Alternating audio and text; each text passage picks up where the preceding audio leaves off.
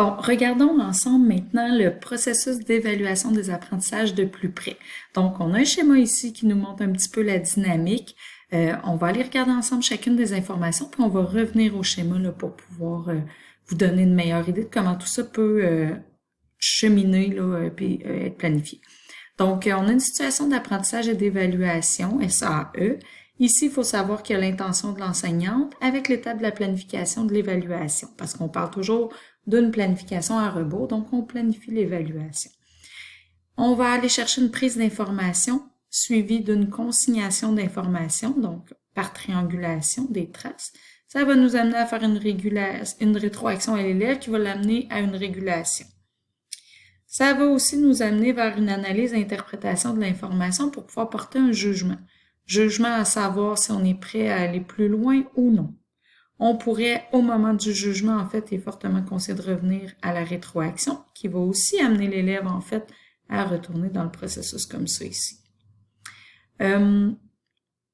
Lors de la consignation de l'information, on va peut-être décider de ne pas aller tout de suite à l'analyse et l'interprétation et vers le jugement. On va peut-être tourner comme ça un petit peu là pour faire des activités qui vont venir consolider les connaissances de l'élève, puis pendant lesquelles on va prendre des traces d'observation, de conversation, des traces de production aussi. Finalement, on va arriver à porter un jugement un peu plus décisif, prise de décision menant à la régulation de l'enseignement, pour voir aussi si notre façon d'expliquer, d'enseigner les activités proposées vont répondre aux besoins de nos élèves là où ils en sont actuellement dans leurs compétences. Et on va revenir vers une nouvelle planification. Donc ici, si on regarde l'étape de la prise d'information, pour la regarder plus en détail, là, parce que j'ai fait vraiment un survol rapide avec vous, par exemple, pendant qu'elles écoutent l'enregistrement, Réjeanne et l'élève commentent, arrêtent et réécoutent parfois des extraits. Elles sont attentives à la lecture en fonction des critères d'évaluation. Donc ensemble, elles vont faire des pauses, vérifier comment la lecture a été effectuée, puis faire un petit peu un survol de l'enregistrement de façon commune. Consignation de l'information, on aurait ici Réjeanne et l'élève qui soulignent les liaisons, inscrivent une flèche pour la voix qui monte ou qui descend, encercle les mots ratés. Donc ici, on va prendre conscience là, des petites erreurs qui ont été faites là, ou des difficultés pendant la lecture à voix haute.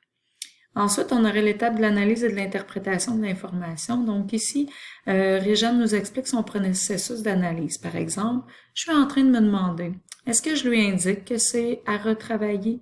Est-ce que j'évalue l'enfant uniquement par rapport à lui-même ou aussi en comparant aux autres élèves de la classe?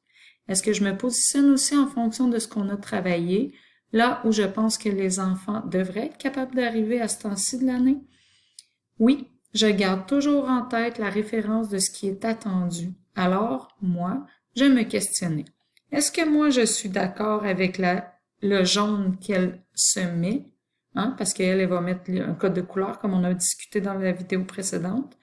Est-ce que moi, ce que je veux lui dire, elle mérite un jaune? Est-ce que je lui dis qu'elle en mérite un? Donc, tout le processus ici d'analyse de l'enseignant. Ensuite de ça, on irait dans notre tableau vers le jugement. Le jugement de l'élève, donc à la fin de l'écoute, Réjeanne dit à l'élève, est-ce que tu vas pouvoir dire ce que tu penses du reste de la lecture? Je te donne les arbres. Réjeanne passe les crayons de couleur à l'élève. Celle-ci lit le premier indicateur de la grille d'évaluation. Je lis assez fort pour être entendu. Sans hésiter, l'élève colore en vert ce point sur la grille. L'élève lit le deuxième critère. Je lis les bons mots. L'élève change de crayon et coloré en jaune ce point sur la grille.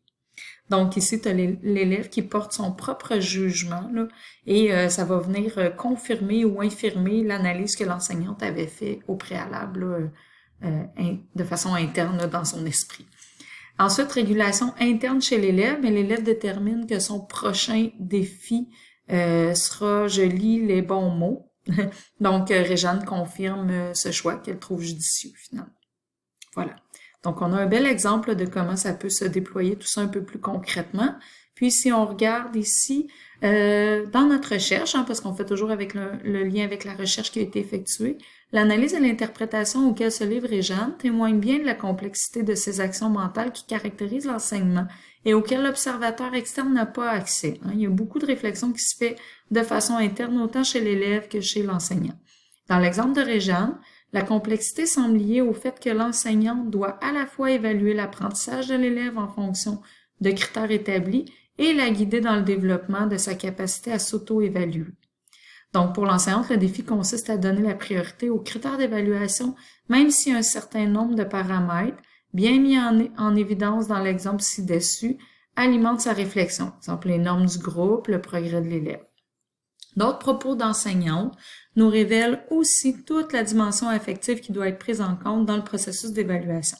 Quel sera par exemple l'effet de telle réaction chez l'élève? Enfin, d'autres enseignantes nous ont permis de constater la complexité inhérente aux situations où le travail se fait en équipe. Donc, si on veut garder des traces d'observation, de conversation, de production d'un travail d'équipe. Dans ce cas, la réflexion de l'enseignante se fait souvent en quelques secondes, concerne alors simultanément 3 aspects: l'évaluation de l'apprentissage, le développement de chacun des élèves, de sa capacité à aider l'autre et à s'auto-évaluer, et la rétroaction à fournir aux coéquipiers. Qu'est-ce qui caractérise mes pratiques évaluatives? Qu'est-ce qui est typique de l'évaluation formelle que je réalise pour soutenir l'apprentissage de mes élèves? Donc, c'est important le mot « soutenir l'apprentissage », c'est vraiment l'objectif ici. Qu'est-ce qui caractérise mes pratiques d'évaluation spontanée? Donc, on a quand même beaucoup de pistes de réflexion là, pour vous par rapport à l'évaluation. Il n'y a pas de réponse précise, c'est pas coulé dans le béton, tout ça, on est dans un mode de jugement. L'important, c'est de savoir comment on peut garder des traces, comment on peut varier nos méthodes pour garder des traces et y aller par triangulation pour justement s'assurer d'aller chercher là, un portrait le plus clair possible des compétences, des connaissances de nos élèves.